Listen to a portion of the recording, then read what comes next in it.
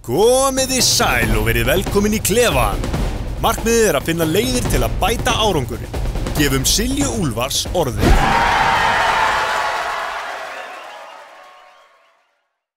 Svefn talin ein besta recovery aðferð íþróttafólks. Ég vildi forvitnast meira það og fékk hana doktor Erlu Björnsdóttur til mín. Erla stofnandi og framkvæmdastjóri Betri svefns. Hún sálfræðingur, doktor í líf- og læknavísindum og með sérþekkingu á hugrænni atferlismeðferð við svefnleysi. Erla hefur haldið fjöldafyrirlestra á námskeiða með fræðslu svefn og svefnvenjur og ég búin að sjá nafnið hennar út allt og ákvað að ég þyrfti nú alveg klálega að fá hana hérna til mín. Við ætlum að komast að því hvernig við getum fengið sem mest út úr svefninum til að ná sem bestum árangri, hvort sem við erum íþróttafólk eða ekki. En áður en við byrjum nokkrar auglýsingar, samstarfsaðilar, Nutrileng sem smyr og mikið liðin á aðstoða við að byggja brjóskið upp aftur og fær það í öllum helstu verslunum. Hafi fiskverslun klárlega nammi búð íþróttafólksins með frábær gæði og mikla fjölbreytni, en hafið í Hlíðarsmára og Spönginni. Auður sparnaðarreikningurinn sem þú varst að leita af. Þú bara sækir appið og byrjar að spara. Og frekar upplýsingar inn á auður.is. Lengjan þar sem þú tippar á úrslit íþróttaleikja og hagnaðurinn rennur til íþróttahreyfingarinnar á Íslandi. Hvetið klárlega til að kíkja á það. Og Powerade, stærsti íþróttadrykkurinn á landinu og opinber íþróttadrykkur stærstu íþróttaviðbrögð í heimi. Og núna þeir komið með sporttappana aftur í búðir. En Erla mín, vertu velkomin. Takk fyrir. Ég var svona að hugsa hvernig á ég að byrja þetta, þannig að ég ætla að segja, hvernig svafstu svo í nótt? Heyrðu, ég svaf vel í nótt. Ég var í svo mikið veislum helgina, útskriftir og fermingar og þannig ég var alveg dauðþreytt í gær og sofnaði snemma og náði bara góður recovery. Góður recovery, ok. En þú? Já, ég sofnaði bara snemma, en ég vaknaði svolítið á nóttinni. En ég fór fram úr klukkan 6 og tók æfingu. Já, vel gert. En ég var svona klukkan 5 þá byrjaði ég að ranka við mér og ég að fara fram úr eða ekki. Ég reyndi bara með strax spurningu. Ég með þetta margar. En einhvers staðar sá ég að fólk svæfi í 90 mínútna blokkum. Þekkirðu það? Já, algjörlega. Við förum í rauninu sem nokkra svefnhringi á hverju nóttu, þannig að nokkur mismunandi svefnstig. Þannig við byrjum á því að fara, í fyrsta svefnstigi sem rosalega léttur svefn og svo dýpkar svefnin okkar smám saman. Stig 3 og 4, það djúpsvefnin. Svo léttist þetta aftur og hver svona 90 mínútna hringur endar á draumsvefni. Þannig að við erum að endurtaka þetta svona kannski 4-5 sinnum yfir nóttina, en svona fyrri hluta nætur þá erum við samt hlutfallslega mest í djúpsvefni. Og svo undir morgun að þá erum við meira í draumsvefni og léttum svefni og öll þessi svefnstig hafa svona sitt sérkenni og sinn tilgang í rauninni. Ok, því einhvers staðar, þá var, þú veist, að tala ef að þú vakna bara, þá það svona eins og þú sért að klára þessa 90 mínútna blokk og þá ég stundum að horfa á klukkuna og ég bara, ok, ég hef bara, 50 mínútur, þannig þá ég að fara að rjúfa svefnin og þá verði ég örugglega þreyttari. Já, þetta kannski ekki alveg svo einfalt, í rauninni þá vöknum við rosalega oft eftir þessa 90 mínútur þegar við erum að koma upp úr svefnhringnum og þá erum við eins og ég nefndi í þessum draumsvefni og þá heilinn rosa virkur, hjartað slær hratt, öndunin grunn og við getum upplifað það eins og við séum bara glaðvakandi. Það samt ekki þannig að við getum ekki, vaknað sem bara til 50 mínútur, við þurfum ekkert endilega að vakna þarna. Það bara best fyrir okkur að vakna upp úr draumsvefni eða léttum svefni því þá svona vöknum við bara á þægilegri máta. En það oft bara málið að bara aðeins að taka smá djúpöndun og svona hjálpa líkama og heila að komast inn í næsta svefnhring í staðin fyrir að fara bara að rífa sig upp, sérstaklega maður bara búin að sofa örfár klukkustundir og þá klárlega þarf maður lengri svefn. Já, þetta var alveg bara spurningin hjá mér, því ég alltaf bara, ég næ ekki að sofna aftur, sofi 90 mínútur en ég verð bara að fara á fætur. Já, nei, að gera að sofna, 50 mínútur gerir miklu meira heldur en að fara á ofsnum á fætur, Já, en bara svona svefn og svefnvenjur, hvað eru góðar svefnvenjur? Já, þetta stór spurning, kannski erfitt að svara henni í stuttumáli, en þegar við erum að horfa á svefnin og hversu vel við sofum, þá eru nokkur þættir sem skipta máli, hversu lengi sofum við, hvenær erum við að sofa og hvernig svefn erum við að fá og þá ég að tala um gæðisvefnin og djúpsvefnin og draumsvefnin sem eru sérstaklega mikilvæg svefnstig. Almennt talið að fullorðnir þurfa að sofa 7-9 klukkutíma það hann munur, 2 tíma munur á okkur. Konur eru svona í hærri kantinum, þær þurfa meðaltali hálftíma lengri svefn en karlar. Svo þetta líka þannig að til dæmis afreks íþróttafólk þarf líka lengri hvíld, það meira álag á líkamannum og þau þurfa meiri tíma til þess að ná endurheimt og viðgerðinni og allt það. Þannig að, og svo skiptir máli hvenær sólarhrings við erum að sofa. Við viljum helst vera sofandi á nóttin og vakandi á daginn. Auðvitað eru sumir sem vinna vaktir og þurfa sofa á daginn og vaka á nóttinni, en það hefur oft þau áhrif að maður fær ekki eins góð svefngæði.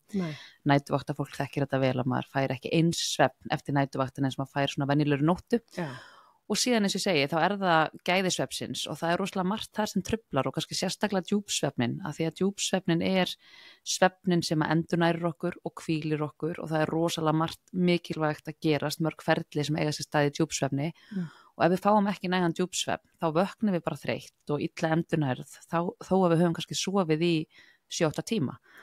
Og það svo rosalega margt í bara lífstílnum okkar sem truflar djúpsvefnin. Bæði bara rútínan okkar, mataræði, sykurneysla, koffín, nikotín, áfengi. Þannig að það svona alls konar þættir sem við þurfum að vara okkur á sem að við kannski erum ekki að átta okkur á skjánótkun. Við kannski erum í skjánum á kvöldin og við náum að sofna og höldum að það skipti engu máli. En þá skjárinn samt að hafa þau áhrif að hann að örva heilan, hann að draga framleiðslu melatóníns og við erum þá ekki að fá sama djúpsvefnin. Og eins til dæmis með koffínið, það mjög margir sem að halda það að ef þeir sofni eftir að hafa drukkið koffín, þá skiptir þetta ekki máli. En það ekki bara það að ná að sofna, það líka hvernig svefn þú færð. Og þar sjáum við til dæmis að koffín og nikotín trufla verulega gæði svefns. Og koffínið svo lengi að fara úr líkamannum. Helmingunartíminn alveg 6 tímar. Þannig ef við viljum koffínlausan svefn þá ættum við bara að sleppa koffíninu helst bara eftir hádegi. Ok, en maður getur tekið 1 bolla fyrir hádegi. Já, algjörlega. Það allt í góðu. Já. Og svo að því ég nefndi nikotíni, það náttúrulega orðið svo mikið notað og vorum bara að koma í gær, tölur frá embætti landlæknis, þetta yfir 30% á hverjum aldri í ungu fólki sem að nota nikotín, og þetta hefur bara aldrei verið meira og ég að heita fólk sem að kemur til mín með svefnvanda sem að sefur með nikotín búða upp í sér. Ég hef heyrt það. Hvað að fólki? Og vaknar og skiptir búða og þannig ertu náttúrulega bara að sofa með örvandi efni í líkamannum alla nóttina og það ekkert skrítið að þú sér þreyttur og fáir ekki góð svefngæði. Þannig að það eru svona kannski þættir sem að mann átta sig ekki á að eru verulega að trufla svefnin manns. En út af því ég er svona að hugsa íþróttatengt og eitthvað að íþróttafólk það í skóla að vinna og svo það frá æfingu seinni partinn og hella í sér einhverjum orkudrykk eða eitthvað svo leiðis. Þú veist, ég veit að við erum að hætta þessu sko, en hvað gerist í, þú veist, við náttúrulega einhverjir halda hressist við þetta, ég hressist ekki neitt hvorki við kaffi eða orkudrykk, ég finn ekki mun sko, en þetta oft svona eitthvað svona andlegt held ég sko, en þú veist, þegar fólk að taka þetta kannski bara 6 kvöldi til eða þú veist, seinnipartinn. Já, þetta náttúrulega bara örvandi efni, þú veist, vekur fólk og örvar taugakerfið og seinkar syfju. Þannig ef við erum að drekka koffín svona seint að þá eru bara verulega líkur á því að það trufli svefngæðin okkar, annarkvort eigum við erfitt með að sofna eða fáum ekki góðan djúpsvefn. Og þannig að þetta alveg vandamál með svona seinnipartsæfingar og svo líka kannski bara ef við hugsaum að þessum bara tímasetningar æfinga yfir höfuð, að þá það líka sérstaklega í úlingunum, það vandamál hversu seint þau eru að æfa á kvöldin og ég bara sjálf með 16 ára fótboltastrák heima hjá mér og veist, hann þarf að sofa í 8-10 tíma ef hann á að fá fullan svefn, en svo byrjar skólinn snemma og hann á æfingum mjög seint, kemur seint heim og þarf að ná sér niður. Þannig að þetta líka því við eigum helst ekki vera í mikilli hreyfingu svona síðustu 2-3 tímana fyrir svefn. Þannig að þetta líka eitthvað sem vandamálinu, þetta kemur inn alls konar áskorunir, skipulag og yngri flokkastarf og fleira, en þetta samt sérstaklega í úlingunum þetta svona dálítið stór áskorun. En svo það kannski að fara í skólanum með morgnana, en stundum eru líka morgunæfingar. Já, það einmitt líka sérstaklega einmitt á sundkrökkunum og svona sem að mæta æfingar áður en þau mæta í skólan. Og það þú veist, eins og ég segi, sérstaklega úlingsaldri, það svefnin algjör grunnur þar, því þau eru að vaksa og þroskast á mjög miklum hraða, mikið að gerast í hormónakerfinu, heilin að þroskast gríðilega mikið, sérstaklega framheilin, þannig ef þau eru að fá mikið undir því sem þau þurfa, sem eru 8-10 tímar, þá geta áhrifin verið svo víðtæk, bæði bara fyrir andlega líðan, árangur í námi, árangur í íþróttum, og svo framvegis. Þannig að það mjög mikilvægt að stuðla að því að við búum til þannig umhverfi og þannig samfélag að unglingarnir okkar geti fengið fulla nætursvefn. Já, en út af þessar umhverfi, þá hugsa ég einhvern veginn, sko, svefnherbergið, hvernig svona ideal? Já, sko, svefnherbergið á að vera svona bara griðarstaður þar sem okkur líður vel, ekki með of mikið að truflandi áreitum í svefnherberginu okkar.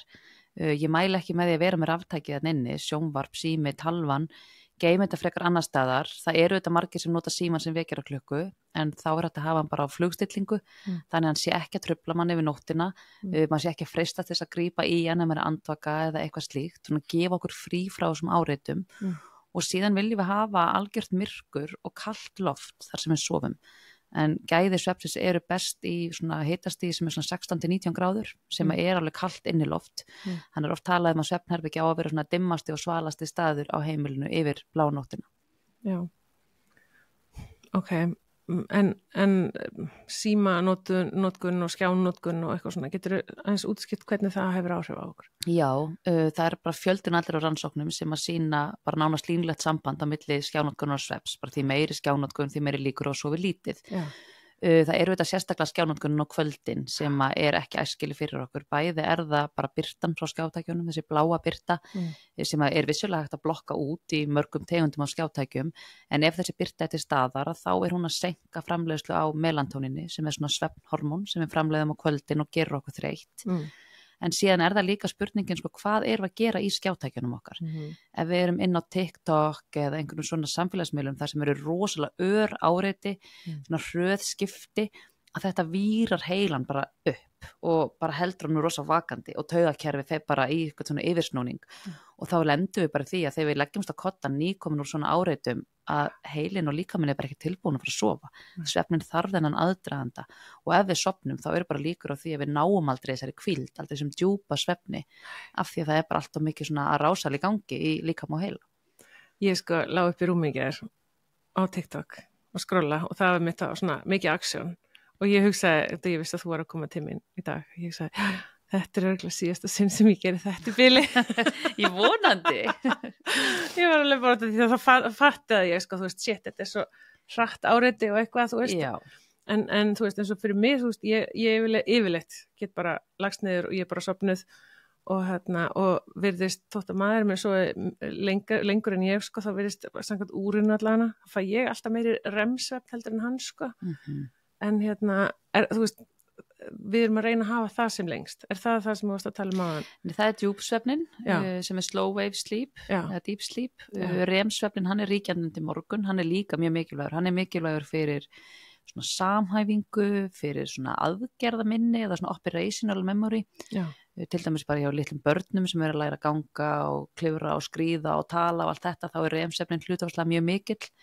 En öll svona færni sem við erum að læra í daglegu lífi, eins og til dæmis bara íþróttafólk sem að læra einhverja nýja færni á æfingum og annað, að úrvinnsla úr slíkri færni, hún í draumsvefni. Þannig að draumsvefni rosalega mikilvægur fyrir svona hugræna virkni og fyrir svona tilfinningaúrvinnslu líka. Já. Og meðan að djúpsvefnin, hann mikilvægur fyrir þessa hvíld og fyrir þessa endurheimt. Og hjá íþróttafólki skiptir djúpsvefnin lykilmáli af því að í djúpsvefni þá erum við að losa út svona vaxtarhormón sem að hjálpa okkur bæði að flýta fyrir endurheimt, byggja upp vöðva og það líka gríðarleg viðgera starfsemi. Það svolítið bara eins og heilin og líkaminn, þau eru á verkstæði á meðan við erum í djúpsvefni. Þannig það verið að gera við, endurnýja og byggja upp fyrir næsta dag og þegar álagið mikið á líkamann þá þetta lykilatriði sem að fá nægan djúpsvefn. Ok, ég fór Garmin hjá mér því ég ætla að hugsa, hvað kallast djúpsvefni í þessum tækjum? Yfirleitt það bara deep sleep eða slow wave sleep. Það verður eftir náttúrulega hvað maður að nota, en alltaf það bara deep sleep hjá mér. Ég að nota svona ring.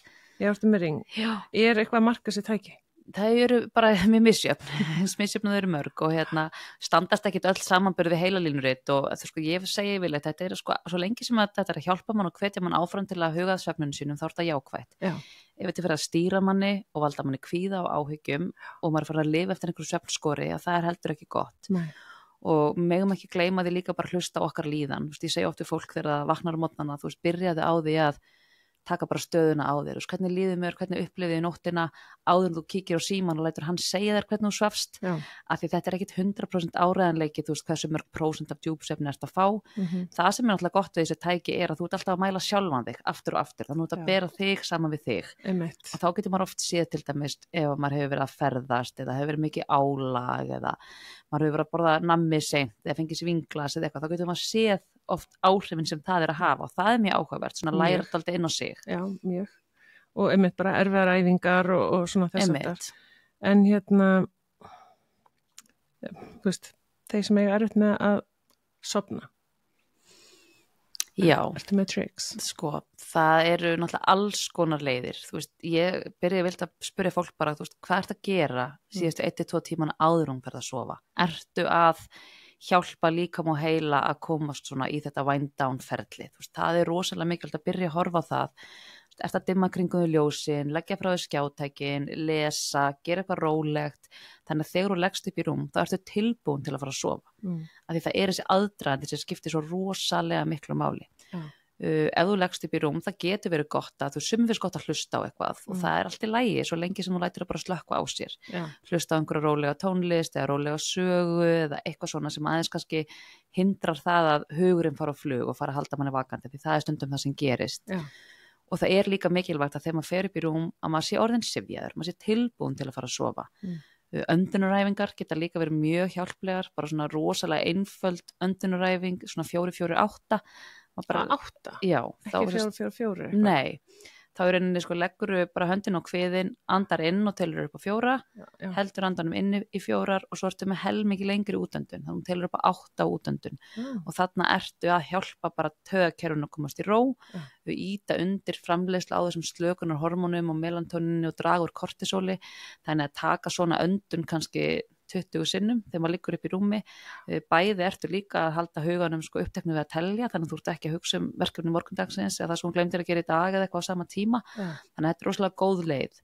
En síðan er það þannig að ef maður bara getur alls ekki sofnað og er bara búin að vera andaki lengi og orðin pirraður og farin að bylta sér, að þá mæli ég vil með því að fólk bara standi upp og fari fram, gera eitthvað rólegt fram í smá stund og reyni svo aftur. Af því að þegar maður er komin á þennan stað og bara okkur get ekki sofnað, kíkja á klukkuna og orðin pirraður, þá færi svefni bara lengra og lengra frá manni. Af því að þá er maður bara ítundi kortisólið og allt þetta. Ok, en ef ég er að fara að keppa á morgun, og bara ég er stressuð og eitthvað svona, þú veist, svo maður er með að sofna og svo maður komin í innan vítahring og þú veist bara ef ég sef lítið þá er ég, þú veist, eitthvað, en þarna geti til dæmis verið sniðugt að þá ertu, ef þú komið með svona rútínu. Algjörlega, þú ert með góða rútínu og ég held líka sko, við vitum að sko, fjöldin allir rannsóknum sem að sýnir bara bein áhrif af svefni og íþróttafólki. Bæði bara sko, úthaldi betra, það er meiri styrkur, það er meiri skerpa, meiri einbeiting, þú ert líka ólíkur til þess að meiðast, það ert vel útfylgdur, bæði ónæmiskerfið sterkara en svo ertu líka náttúrulega bara skarpari og með meiri rökhugsun og fljótara breiðastu áreitum. En það er mjög mikilvægt að taka það fram að ég hef mikið verið að vinna með afreksíþróttafólki að það er ekkit alltaf bara þessi eina nótt fyrir keppni sem skiptir öllu máli.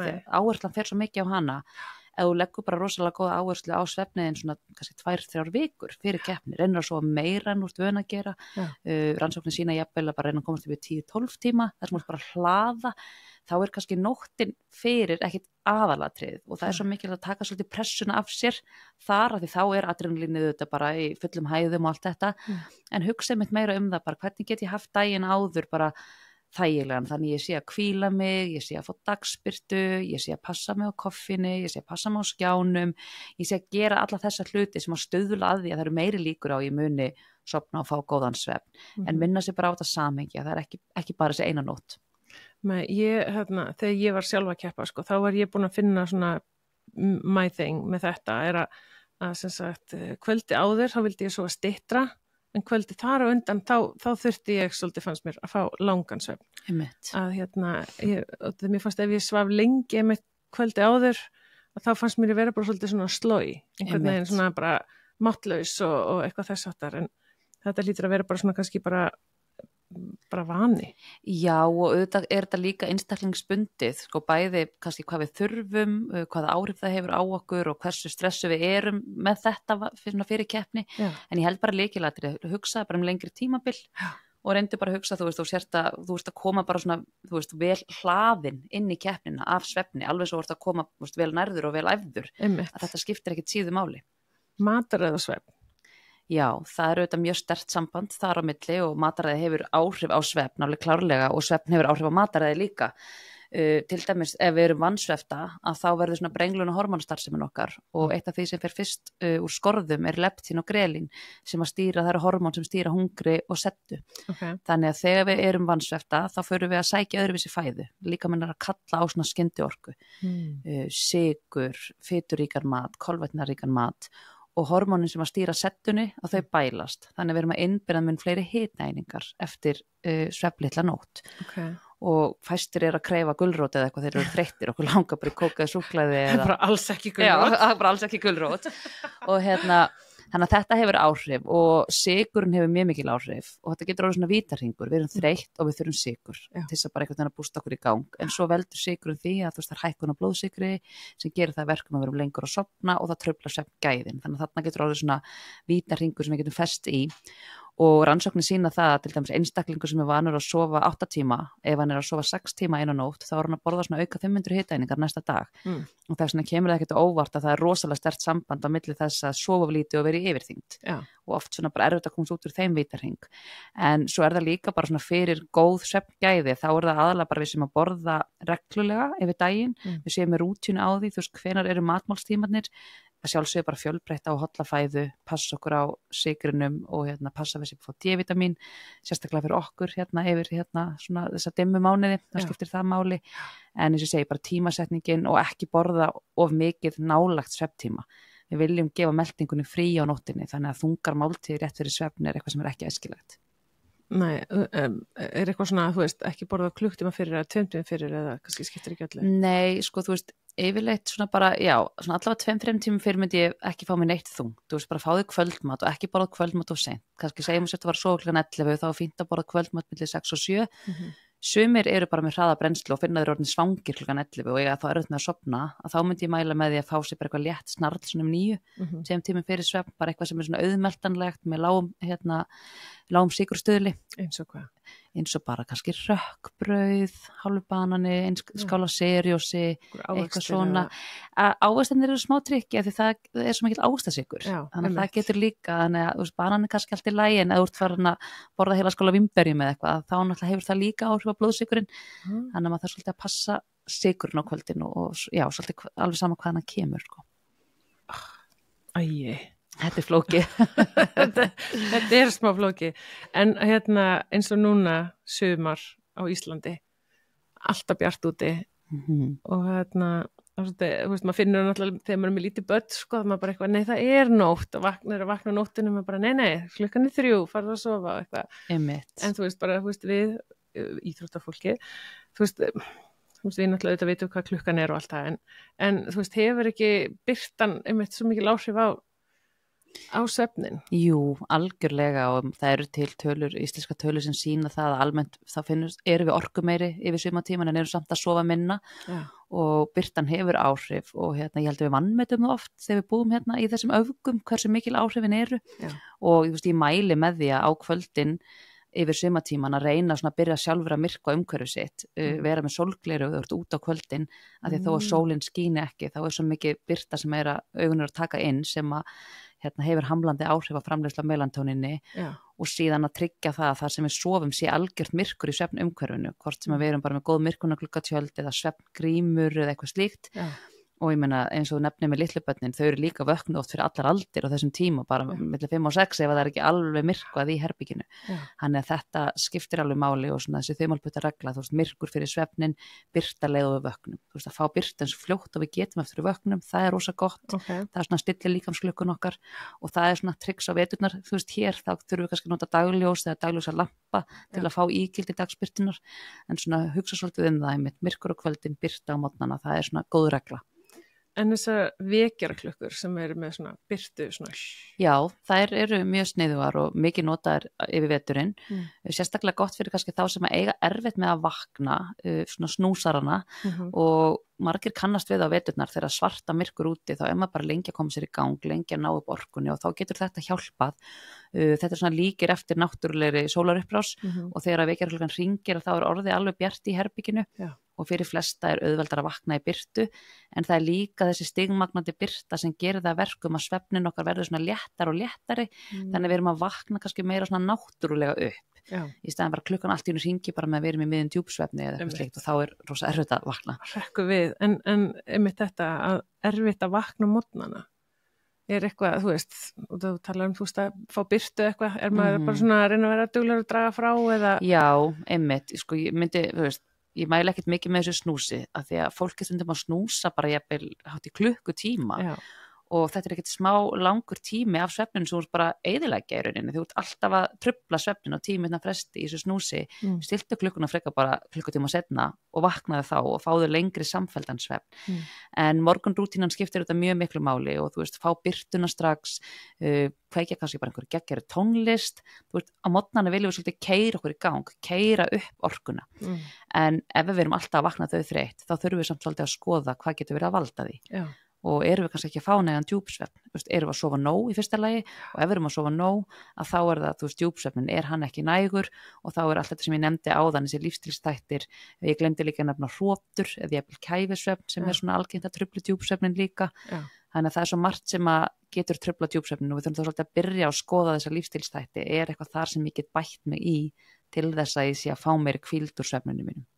Að fólk að halda dagbók bara? Já, ég mæli með því.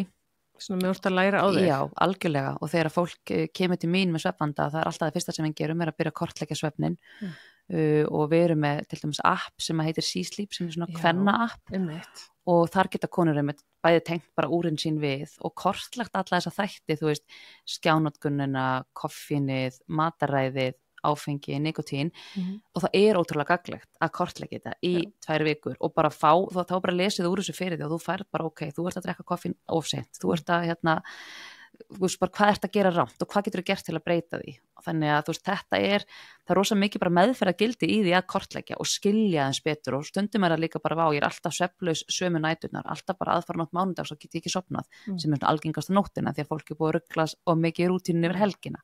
Þannig að það engin svona ein töfralausn eða quick fix þegar kemur að svefni. Veist, allt sem við gerum yfir daginn hefur áhrif á svefnin okkar.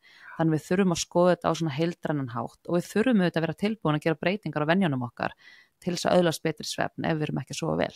Já, íþróttafólk náttúrulega margir halda, þú veist, æfingadagbók og svo þau með matadagbók og eitthvað, auðvitað ættu náttúrulega bara bæta þessi við bara út af því þú ert að reyna að fá sem mest út úr þessu. Algjörlega.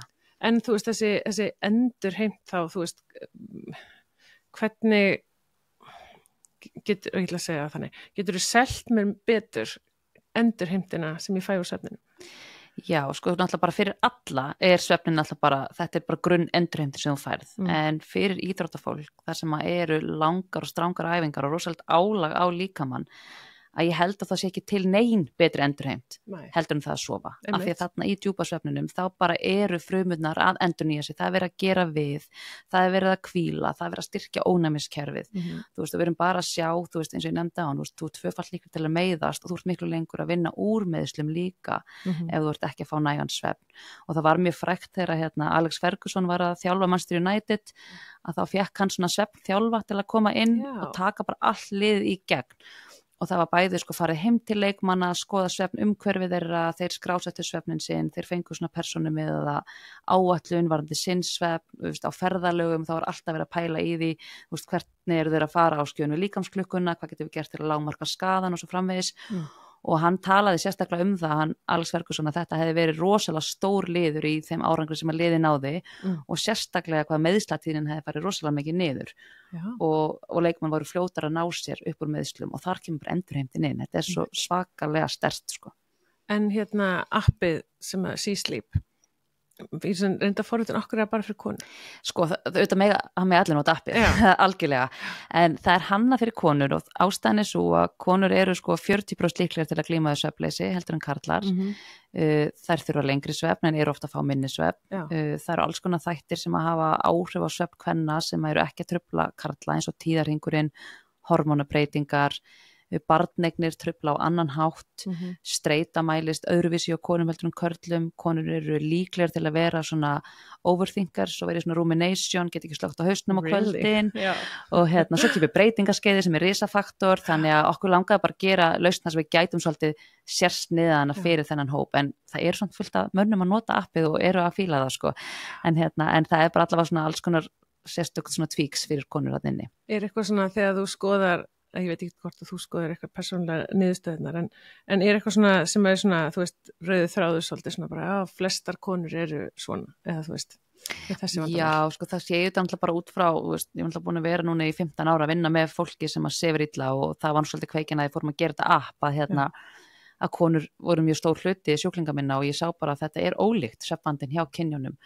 og það er náttúrulega þessi streita, konur eru að mælast mun hærri í streitu og það er þetta að eiga erfiðara með að sofna, streitan ítir beint undir það, ég myndi svona heilt yfir algengar að kallmenn séu að vakna upp á nóttinni, eiga meira vanda með það en konur eiga með að slökkva og það er svo sko fyndið á kvöldin þegar maður er að reyna að fara að sofa að heilin, hann er hættur að virka, framheilin okkar, hann sofnar og undan okkur þannig að allar áhyggjur íkjast þú veist, þú getur verið andvaka yfir einhverjum pínulitlum atriðum sem síðan næsta dag bara þú skilur ekki okkur voru valdaði kvíða kvöldi áður og það er bara því að framheilin er bara sofnaður, það er engin rökhugsun þetta er bara versti tími sólarhringsins til þess að vera að leysa einhver vandamál eða glíma við einhverja kvíðahugsanir og ég og hefur rætt þetta svo mikið við vinkonum mínar og bara konur í kringum mig að þú veist, ég stundum lít á manni minn sem er steinsofnaður og ég er allt í einu bara komið með einhvern kvíða yfir því bara hvort að ég veist, hvað ætla að vera með í barnaafmæli næstu helgi eða hvort að íþróttabúningar sem strákunum mín voru hreinir fyrir móti sem er eftir 2 vikur, eitthvað fáránlegt sem skiptir engu máli,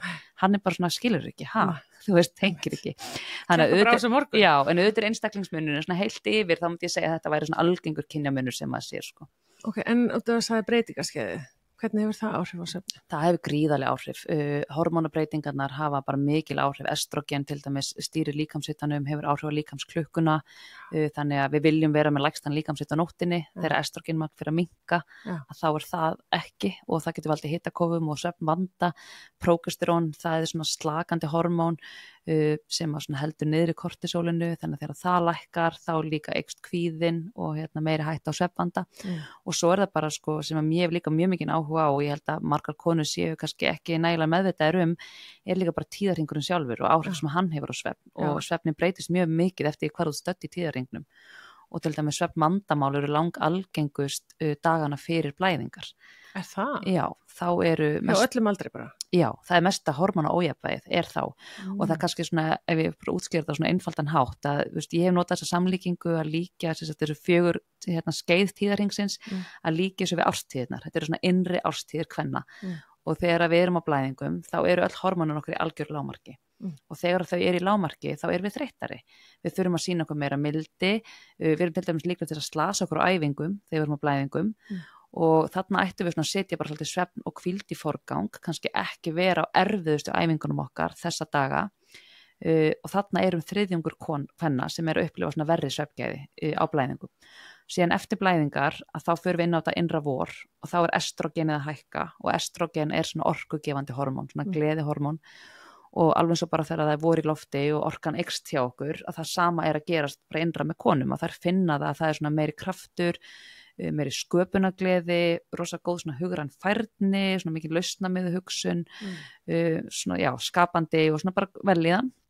Svo kemur eglosið sem er þetta innra sumar og þar er estrogenið í hámarki og þar eru flestar konur sem að meta til dæmis sjálfstraustið sitt best, orkan er mest, minni svefnþörf, bara gott úthald og bara svona einhvern veginn, já, kynhvötin í hámarki, þannig að þetta er bara svona tími sem að konur líður rosalega vel. Sumar konur finna það er erfitt að sofa þarna af því það er svo mikil orka, erfitt með að slökkva á sér. En síðan aftur á móti eftir þetta innra sumar eða eftir eglosið að þá förum við inn í þetta innra haust og alveg eins og bara haustið sjálf getur verið svona umhleypingasamt að þá er alltaf að sama gerast hjá okkur að því að þarna er mesta óreglan á hormónum. Estrogenið droppar hratt, prógesterón fyrir að rísa og þarna geta konur fundið fyrir svona meiri næmni, meiri viðkvæmni, pirringi, styttri þræði. Það talaði til dæmis þessi einkenni fyrirtíðaspennu. Þetta er þetta hormóna ójafnvægi sem er að valda því og þarna breytist svefnin. Við fáum til dæmis minni REM-svefn á á þessum tíma, dagana fyrir blæðingar og REM-svefnin einmitt svo mikilvægur fyrir svona úrvinnslu tilfinninga og andlegt jafnvægi og svo eru flestar konur sem eiga annarkvort erfitt með að sofna eða að vakna upp þessa daga og bara leiðum að skilur þetta að þá kannski hætti maður að pirra sig á því af hverju sef ég svona alltaf einu svona í mánuði, af hverju kom alltaf svona tímabil hjá mér þá fattar maður kannski, ok, þetta að gerast ok, þar kannski bara aðeins að sína mér aðeins meira mildi akkurat núna eða leggja aðeins meira áherslu á hvíldina eða vera ekki að pirra mig á því þú sé ekki á hámars árangri í ræktinni eða eitthvað slíkt, af því að þessar sveiflur hafa svo mikil áhrif á okkur og það er svo lítið fjallað þetta sko. Já, vá, ég þarf að hlusta á þetta allt aftur. Ég þarf að glósa. Herðu, en ADHD og svefn? Já, það er samband þar á milli, alveg klárlega og fólk með ADHD á erfiðara með svefn. Já, akkur er það? Það er bara virkari hugur, erfiðara að slökkva. Fólk þarf lengri tíma til að gíra sig niður, kvöldrútínan þarf miklu lengri tíma af því það er þetta svona hæpura rásal sem er í gangi. ADHD lyf getur þetta líka haft áhrif þú ert að taka inn örvandi lyf og þó þau virki róandi fyrir þá sem eru með ADHD þá er ekki gott að taka þessi lyf of seint, ekki of nálægt háttatíma því þá getur það líka að fara að trufla svefnin. Já, mjög. Þannig að svo er það líka þannig að svo þegar þú sefur illa þá ígjast upp öll ADHD einkennin þín. Þú veist, það verður meira eirðarleysi, það verður ekki eins góð einbeiting, það meiri hvatvísi og svo framvegis, þannig að þetta er svona tvíegja sverð svolítið. Og það er oft talað það til dæmis þegar við gerum ADHD-greiningar hjá börnum, ef börnin að sofa rosalega lítið, þá er mjög erfitt að gera ADHD-greiningu, að þetta eru bara sömu einkenni. Þú veist, vansvefta börn sína sömu einkenni og svona ADHD-einkenni. Þannig að þetta er mjög sterkt og flókið samband og eitthvað sem á örugglega þarf að rannsaka líka meira næstu áratugi þar sem við erum að vera svona meðvitaðir kannski greiningu og meðferð á ADHD. Einmitt. Já. Já, ég var áður við byrjum, þá var ég að segja að ég veit ekki þegar læra hann að sofa. Þannig að þetta er áhugavert. En svona, slökun, þú talar öndun og eitthvað svona, er eitthvað annað sem við ættum að vera að gera eða? Já, ég er rosalega mikill aðdáandi Yoga Nidra, ég bara mæli með því fyrir alla. Nidra, hvað? Sko Nidra þýðir svefn á svona jókísku máli. Já. En Yoga Nidra er sem sagt, þetta er bara leitt djúpslökun. Þetta eru oft, þú veist, maður getur verið alveg upp í klukkutíma en alveg frá kannski bara 20 mínútum og við erum með fullt af svona Nidra æfingum inn í appinu okkar því að maður getur bara tekið þetta bara heim í sófa og þú getur líka að fara bara á Spotify eða YouTube og fundið Yoga Nidra æfingar en rannsóknir sína það að Yoga Nidra það hefur rosalega róandi áhrif á taugakerfið og það veitir nú ekkert af því fyrir okkur sem erum í þessu samfélagi með öll þessi áreiti og þessi hraði og streitaness og allt líkjandi. Þannig að bara ná að róa taugakerfið og rannsóknir sína líka að Yoga Nidra hefur mjög jákvæð áhrif á svefn. Bæði hjálpar fólki að sofna, hjálpar fólki bara að ná endurheimt, fá betri djúpsvefn og það er líka þannig sko ef maður hefur sofið illa og er þreyttur þá þarf maður ekkert alltaf að leggja sig, það er ekkert alltaf svarið. Nei. Stundum bara fara í góða djúpslökun getur bara veitt ótrúlega mikla endurheimt og bara svona maður kemur bara alveg eldur tilbaka. Þannig að líka eins og fyrir til dæmis íþróttafólk sem að kannski er að fara að keppa seinum daginn, náðu kannski ekki fullkomnum svefni að þá að taka bara Yoga Nidra í hádeginu, ná alveg bara að algjöru djúpslökun í líkamann, það getur haft rosa góða áhrif á frammistöðuna seinna. Já, því þannig er það eins og slökkva. En svona, þú veist, einhverjir tala bara ég veist gott að fara heim og leggja mig. Já, einmitt, sko það er alveg að taka svona powernap í hádeginu, en þá eru að tala kannski 10-20, max 30 mínútur, þú veist, bara stuttan lúr, það getur haft jákvæð áhrif. Við sjáum rannsóknir sem sýna það að þetta hefur áhrif á bara orku, einbeitingu, andlega líðan og bara svona afköst seinni part dags. Vandamáli er það að það er alls ekki allir sem hafa kannski kost á því að leggja sig í hádeginu og koma kannski dauðþreyttir heim og vinnu og leggja sig seinni partinn. En það er sjaldan góð hugmynd af því að þá bara orðið of seint fyrir dægursveifluna í líkamannum og þá nærði ekki að byggja upp svona svefnþrýsting til þess að sofna á réttum tíma kvöldið. Þannig að það er svona ákveðin þumalputtaregla að sko því seinna sem þú leggur yfir daginn, þeim styttri svefn þarftu til að trufla nóttina. Þannig að orkublundurinn í hádeginu er kannski bara fínn, en ef þú dottar í 2 mínútur yfir kvöldfréttunum, þá getur það verið nóg til að skemma fyrir þér nætursvefnin. Þannig að tímasetningin er lykilatriði og ég finn oft svona fólk sem er með börn á leikskólaaldri tengir vel við þetta, af því þau sofi í hádeginu á leikskólanum og svo kannski sofnaðu klukkan 8 á kvöldin, en svo kannski sækir maður barnið einhvern tímann á bílnum og það dottar í 10 mínútur á leiðinni heim á búðinni seinnipartinn og það er bara tífaldast orkan og ekki séns að svæfa það á réttum tíma. Þannig að þetta er eins og ég segi, tímasetningin er eiginlega lykilatriðið. Ok, erum við að gleyma einhverju sem að geti verið nytsamlegt fyrir íþróttafólk að heyra? Já, ég veit það ekki. Ég held að séum nú búin að fara yfir ansi margt. Já, svona rútínan og hvað áhrif. Reyndar, þú er búin að tala svolítið um taugakerfið. Ég til dæmis finn að mér líður þannig að þegar ég tek mikið af sprettum að þá finnst mér taugakerfið bregðast öðru sér við, sko. Af hverju þurfum við að vera að róa, taugakerfið? Það tengir bara allt saman. Það tengir allt saman og ef að það er svona hæpara í taugakerfinu, mikið yfir daginn og það gerist einmitt í mikilli streitu, mikilli ákefð og æfingum og fleira, að þá bæði getur það valdið því að við náum ekki að sofna, en ef við náum að sofna þá getur líka verið svona hæpara í kerfinu okkar yfir nóttina og þá náum við ekki að fara í djúpasvefnin, þá náum við ekki að sér endurheimt. Þannig við þurfum alltaf að vera að hugsa um það, hvernig núllstilli ég mig, hvernig slaka ég á, hvernig næ ég þessari svona andlegu og líkamlegu ró sem er svo rosalega mikilvægt og sérstaklega ef maður er að æfa seint, seinnipartinn á kvöldin, að vera með einhverja rútínu sem hjálpar, fara í gufu, fara í heitan pott eða heitt bað, gera slökun, gera öndun, hvernig get ég reynt að flýta þessu ferli, því ég hef kannski ekki 3 tíma til að gera mig niður, þarf ég að einhvern veginn að gera þetta þannig að ég ná að sofna á eðlilegum tíma. Ok, þannig að ég er íþróttakona og ég er búin að hlusta á hana þátt og nú er ég að hugsa, ok, ég þarf að taka til í þessu. Hvað skrifa ég að taka núna? Sko ég myndi mæla með því bara kortleggja, byrja á því.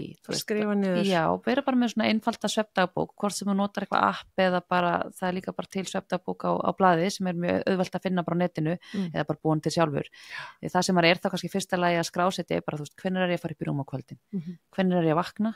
Hversu vel svaf ég? Var ég lengi að sofna, þarf ekki að fyrir öll díteilin. En líður mér vel því að vakna? Líður mér vel, er ég endurnærð, Og svo kannski aðeins að hugsa, ok, hreyfði ég mig í dag, hvernig borðaði ég í dag, sykurneysla, áfengi, koffín, hvenær var ég að drekka koffín, nikotín, hvenær hætti ég skjánum kvöldið, byrja á þessu, og kannski svona, hvernig leið mér yfir daginn, var mikil streita í gangi, var ég á milljón, var ég á kyrst allan daginn, eða var það rólegu dagur, skoða svolítið þetta, og þá svona lærir maður aðeins betur inn á sig, og aðeins inn á þetta svona samhengi, og hvað þarf ég að passa, og stundum er það bara þannig að það er mikil kyrstla hjá okkur, og við verðum að vera út um allt, og í mörgum verkefnum á sama tíma, en þá þurfum við svolítið að finna, ok, hvernig get ég núllstilt með því ekki heim, hvernig get ég kannski ok, ef ég á þannig dag, þá er kannski ekki besta svarið að henda mér upp í sófa og vera á TikTok í 2 tíma, sem ég held áfram að örfa taugakerfið, skilur. Þannig að hvernig get ég reynt á frekar að fara bara út í göngutúr og fara svo í heitt bað og lesa einhverja blaðsíður í bók eða eitthvað slíkt. Þannig að ég sem íþróttakona, ég hugsa bara, ok, ég er að taka æfingu á miðvikudegi, þannig ég myndi skoða hvernig leið mér þessar æfingu, hvað gerði ég daginn áður og svo myndi ég, kannski prófa með eitthvað áfram til að mér líður bara, er mjög ánægð með æfinguna. Algjörlega, og einmitt líka kortleggja að þú horfa svolítið á það einmitt hvernig gekk æfingin og hvernig leið mér á henni út frá því hvernig þú svafst nóttin áður. Hvort þú finnir mun þegar þú nærð góðum svefni, ertu með betri orku, ertu með meira úthald og allt þetta á æfingunni. Já, ok. Einhver loka orð? Já, bara takk fyrir að fá mig til þín og mjög gaman að spjalla við svefn. Og bara það má alltaf senda mér líka post ef fólk er með einhverja spurningar, við erum á Instagram líka, Betri svefn og Síslíp og það er fullt af fróðleik og við erum alltaf til að spjalla svefn ef það er eitthvað sem fólk vil vita. Súper, ég mun setja það þá í texta. Þakka kærlega fyrir að gefa tíma og við ætlum að þakka einnig samstarfsaðilum Nutrileng Hafi Fiskverslun, Auður, Lengjan og Powerit. Góðan dag. Takk. Og sofið vel. Nákvæmlega, góða nótt. Takk fyrir að hlusta, eigðu góðan dag. Gleðin með Silju Úlfars.